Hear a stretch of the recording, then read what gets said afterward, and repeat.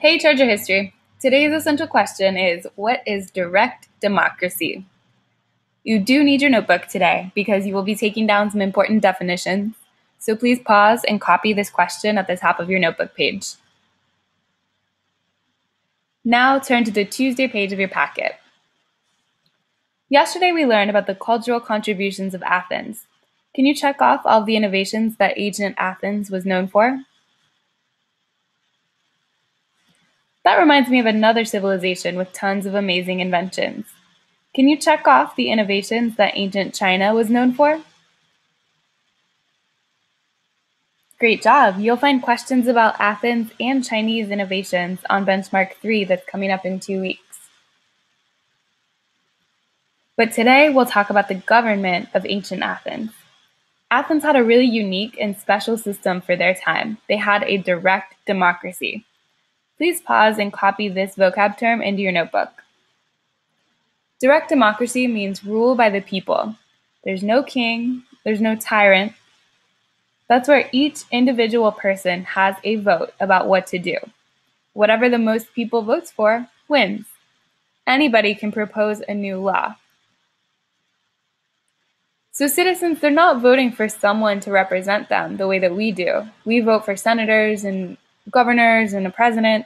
They were just voting straight up on the laws that they wanted.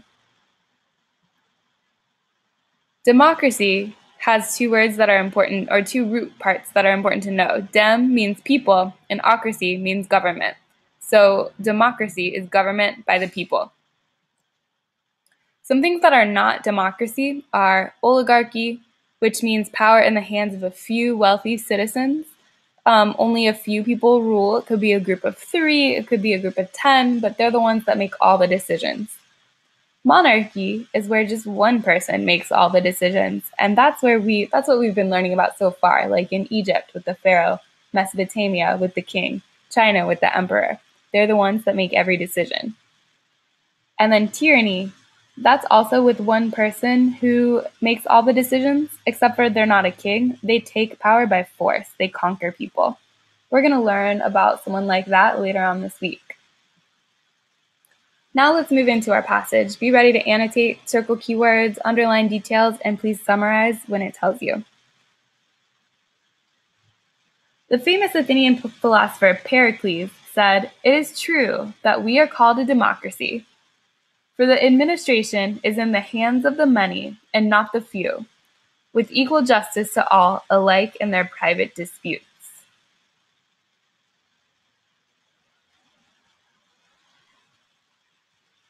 Pause and summarize what Pericles meant when he said his quote in your own words. So how did the Athenians vote? Voters deposited a pebble into one or two urns to mark their choice. An urn is like a jar, so they put a pebble or rock in the jar that they choose. After voting, the urns were emptied onto counting boards for tabulation. The principle of secret voting was established by at least the 5th century BC, and Athenians may have used a contraption to obscure the urn in which a voter was placing his hand. Everyone who was eligible to vote was required to vote. If you didn't vote, you would lose all your rights to voting in the future.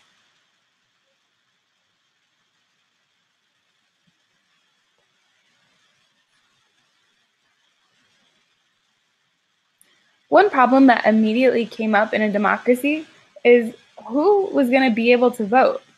Should people vote if they're just visiting from some other city-state? How about little kids? Should they be allowed to vote? Or should there be some limits? In the Athenian system, women, children, and slaves were not citizens, and thus they could not participate or vote. In addition, you were only a citizen if you were originally from Athens. Therefore, the only people who could actually participate in voting and making decisions were adult men who were not slaves and who were born in Athens.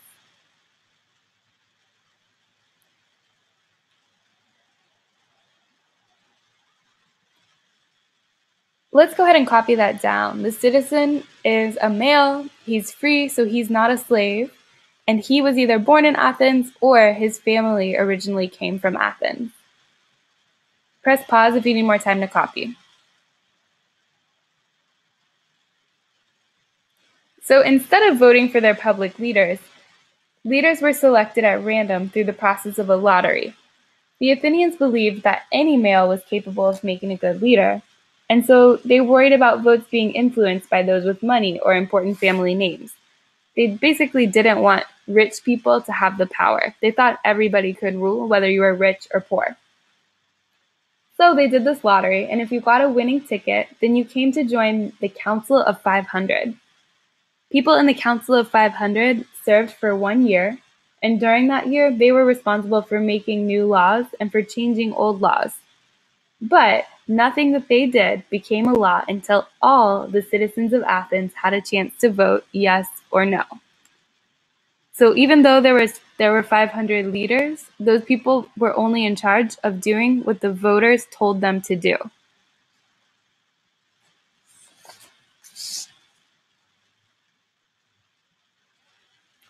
The Athenians also introduced the idea of trial by jury, which we still use today. Juries might be made up of more than 1,000 individuals, which they believed ensured that no one could bribe them. A decision of a jury had to be made by the majority vote. So again, the only decision that the jury was allowed to make was if the majority of people in the jury voted for that to be so. The important thing here is that your peers, other citizens, decided if you were guilty, not a king or a ruler.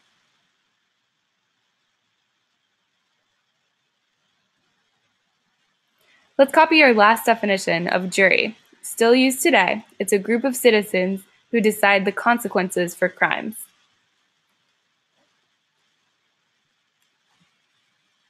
All right, now you know what a direct democracy looked like in Athens. Go ahead and X out of this tab, close your computer, and complete your summary. Then we'll do document attack so you can get even more practice.